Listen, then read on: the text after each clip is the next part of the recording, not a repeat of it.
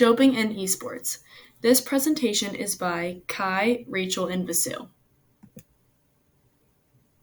What is doping in esports? Doping is the occurrence of one or more anti-doping rule violations, which include the presence of a prohibited substance or its metabolites or markers in an athlete's sample, or acts by an athlete or other person to discourage or retaliate against reporting to authorities. This is by the World Anti-Doping Agency. Some examples of doping in esports. Although not always openly talked about, doping has become extremely popular in the esports community. Competing requires long hours of play at unconventional times. As a result, many teams look for a way to keep the mind and body focused on the task at hand.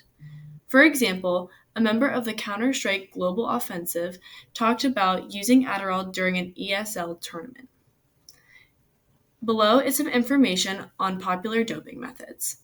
The first is Adderall. Adderall has become very popular when it comes to doping in esports. This is because it helps users maintain focus. The second is Vyvanse. Vyvanse has very similar effects to Adderall and is used to increase the user's ability to focus. Some may choose Vyvanse over Adderall because it lasts longer. The third is Evecchio. Evecchio is a drug prescribed to those who suffer from narcolepsy and ADHD. This is because it keeps users from falling asleep, losing attention, or being impulsive.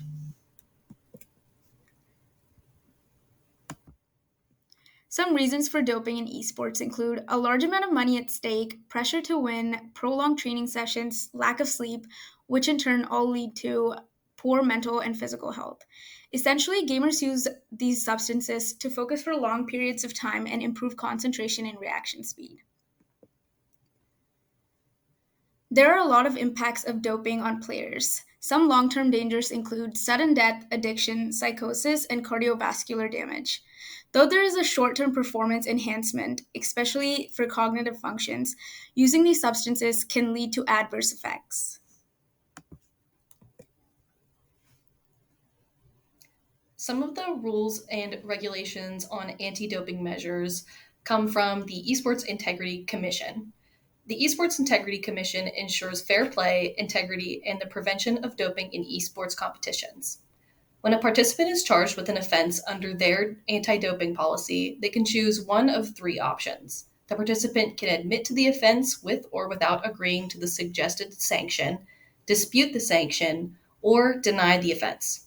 A failure to respond within the specified timeline leads to a waiver of rights to a hearing and an assumption of guilt with specified sanctions. The procedure followed is the ESI disciplinary procedure, and the range of sanctions aligns with the Level 4 offenses under the Code of Conduct.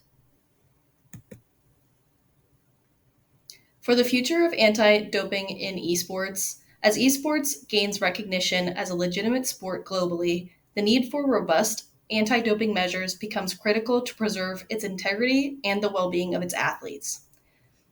The World Anti-Doping Agency is taking steps to address doping risks in esports, recognizing the parallels between esports athletes and traditional sports competitors. The intense training regimes in esports, often exceeding 16 hours a day, raise concerns about the misuse of performance-enhancing drugs. Thank you. And these are our references.